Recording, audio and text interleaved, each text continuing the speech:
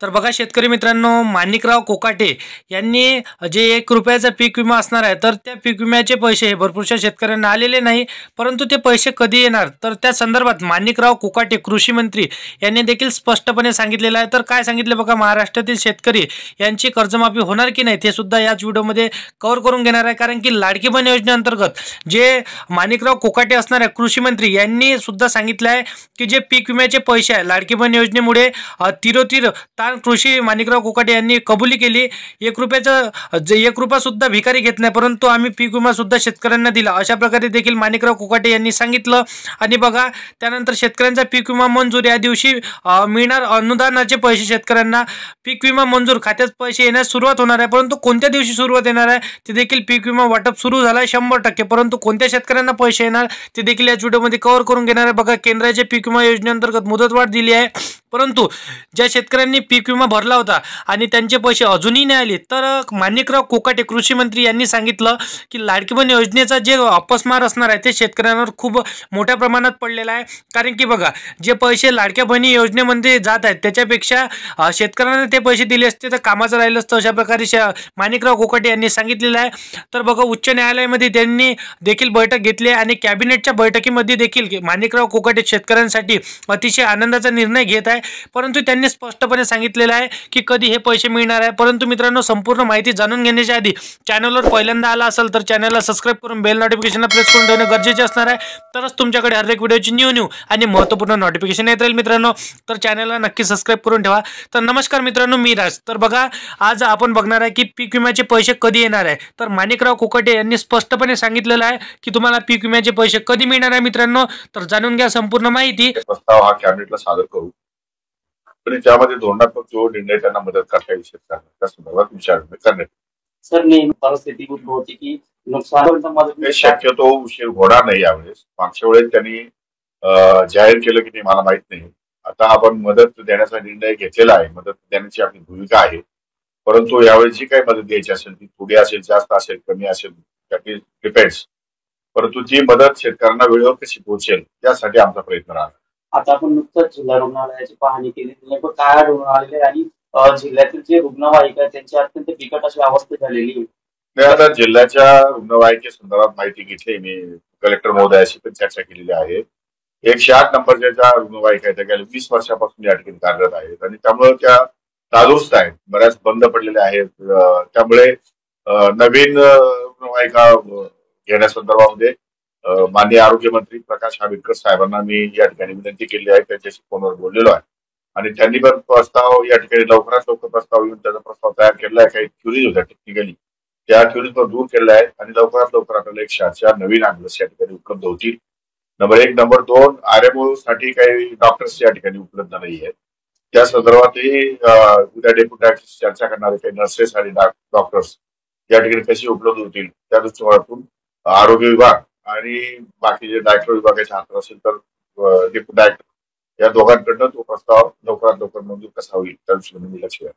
उद्धव ठाकरे आणि जितेंद्र आव्हाडांनी सरकारवरती टीका केलेली आहे की मुस्लिमांनंतर आता ख्रिश्चनांच्या जमिनीकडे सरकारचे डोळा आहे, त्या पद्धतीने सरकारकडनं आता षडयंत्र रचले जात आहे. बघा, आता कसं माहिती आहे का, विरोधी पक्षाच्या सर्व नेत्यांना आणि कार्यकर्त्यांना काही कामच राहिले नाही. त्यामुळे काहीतरी उकरून काढायचं, काहीतरी लोकांमध्ये द्वेष निर्माण करायचा, काहीतरी जाती धर्मामध्ये भांडण लावायची आणि त्यातून काहीतरी साध्य होतो की नाही बघायचं, लोकांमध्ये असंतोष निर्माण करण्याचा प्रयत्न करायचा. अशा प्रकारचे प्रयत्न सुरू असतात. विरोधकांचं कामच ते त्यांनी करत राहावं. सरकार सर्वांना बरोबर घेऊन चालेल आणि सर्वांना न्याय देईल. रावसाहेब दानवेंनी टीका केलेली आहे की ही शेवटची निवडणूक होते ठाकरे सेनेची, याच्यानंतर ठाकरे सेनाची हे पूर्ण संपुष्टात येणार आहे. राष्ट्रवादी म्हणून किंवा आपण एक मंत्री म्हणून आपल्याला काय वाटतं? असं आहे की ही गोष्ट खरी आहे की आताच्या परिस्थितीमध्ये विरोधी पक्षांकडे आमदार निवडून आल्याची संख्या फारच कमी आहे. म्हणजे त्याचा विरोधी पक्ष नेता सुद्धा होत नाही. त्यामुळे भविष्यकाळ हा तसा विरोधकांना अवघड आहे आणि म्हणून ते आता थोडस सर्वाईव्ह होण्यासाठी आपलं काहीतरी केविलवाना प्रयत्न करतात. त्यामुळे भविष्यकाळ हा त्यांच्या दृष्टीने चांगला नसेल आणि जनतेला पण माहीत पडलं आहे की ते काही करू शकणार नाही, त्याचा अनुभव घेतलाय जनतेने. त्यामुळे तशा प्रकारची लोकांची मानसिकता आहे. आता विरोधकांकडून आरोप केला जातो की लाडकी बहीण योजनेमुळे अनेक योजना ज्या आहेत विकासाच्या असतील किंवा अनेक योजना त्या बंद पडण्याच्या मार्गावरती आहेत. असं होत नाही. बघा, लाडकी बहीण योजनेमुळे थोडाफार तिजोरीवर ताण पडलेला आहे जरूर, परंतु याचा अर्थ बाकीच्या योजना एकदम बंद पडतील असं होत नाही. डिपार्टमेंटला सगळ्यांना जेवढं जसा पाहिजे तेवढा निधी या ठिकाणी उपलब्ध करून दिलेला आहे. मी विधानसभेच्या निवडणुकीच्या वेळी मी स्वतः अनेक भाषणातून लोकांना सांगितलं की माझ्या 30-35 वर्षाच्या राजकीय कारकिर्दीमध्ये एवढ्या मोठ्या प्रमाणामध्ये विकासासाठी निधी उपलब्ध झाला नाही. राज्य सरकारने विकासासाठी निधी उपलब्ध करून दिला. शेतकऱ्यांच्या खात्यावरती लाखो रुपये या ठिकाणी जमा झाले. मग ते पंतप्रधान पीक विमा योजना असेल, नमो सन्मान योजना असतील, पीक विम्याच्या माध्यमातून पैसे असतील किंवा अपघातग्रस्त नैसर्गिक आपत्तीच्या माध्यमातून पैसे मिळाले असतील, अशा वेगवेगळ्या हेडमधून पैसे मिळाले. अरे काही शेतकऱ्याला लाख लाख रुपये, काहींना 2 लाख रुपये, काहींना 50-60 हजार रुपये अशा प्रकारची अमाऊंट त्या शेतकऱ्यांच्या खात्यावर डायरेक्ट या ठिकाणी मिळालेली. त्यामुळं शेतकऱ्यांना मदत झालेलीच आहे, तो काही विषय नाही. आणि सर्वच मदत करण्याचा प्रयत्न सरकार करतोय. त्यामुळे असं काही होणार नाही, विकास होत राहील. आता महाराष्ट्र 100% कुठेही थांबणार नाही आणि विकासाच्या दृष्टिकोनातून घोडदौड केल्याशिवाय राहणार. एक मेजर निर्णय इमारती आणि शाळा नाही, 64 शाळा तुम्ही बांधणार आहेत एम्पथी फाउंडेशनच्या मदतीने. काय असणार आहे नाही, आता मी त्या संदर्भात एक प्रायव्हेट तत्वावर अर्जंट निर्णय घेतलेला आहे की आदिवासी भागामध्ये रिमोट प्लेसमध्ये शाळाच्या खोल्या नाही, शाळा नाही बसायला, मुलांना शैक्षणिक सुविधा मिळत नाही. त्यातून मी कलेक्टर महोदयाशी चर्चा केली आहे आणि त्या दृष्टिकोनातून एम्पथी फाउंडेशन महाराष्ट्रामध्ये अतिशय उत्कृष्ट काम करते शिक्षण क्षेत्रामध्ये. त्यांना इन्व्हाइट केलं, त्यांना बोलवलं, त्यांना सांगितलं की तुम्ही तुमचे या ठिकाणी इंजिनियर्स आणि तुमचा स्टाफ या ठिकाणी बोलवा. जेवढी अमाऊंट कॉन्ट्रीब्युशन या ठिकाणी आमची लागेल तेवढी जिल्हा नियोजन मंडळाच्या माध्यमातून तेवढी अमाऊंट त्यांना उपलब्ध करून देण्यात येईल आणि जे उर्वरित अमाऊंट ते टाकणार आहेत. अशा प्रकारे अतिशय उत्कृष्ट असं शाळा कॉलेजचं स्ट्रक्चर या नंदुरबार जिल्ह्यामध्ये उभं राहणार आहे. टप्प्याटप्प्यानं आता तर सुरुवातीच्या काळामध्ये फक्त ज्या ज्या गावांना शाळा खोल्या नाही, ज्या वाड्यापर्यंत शाळा खोल्या नाही त्यांचा विचार होणार आहे. नंतरच्या काळामध्ये पुन्हा ज्या शाळा खोल्याची आवश्यकता आहे, नवीन शाळा खोल्या पाहिजे त्यांचा विचार होणार आहे. आणि टप्प्याटप्प्याने येणाऱ्या 5 वर्षामध्ये संपूर्ण जिल्ह्यामध्ये नवीन शाळा खोल्याची इमारती, नवीन इन्फ्रास्ट्रक्चर त्या ठिकाणी उभं राहणार आहे.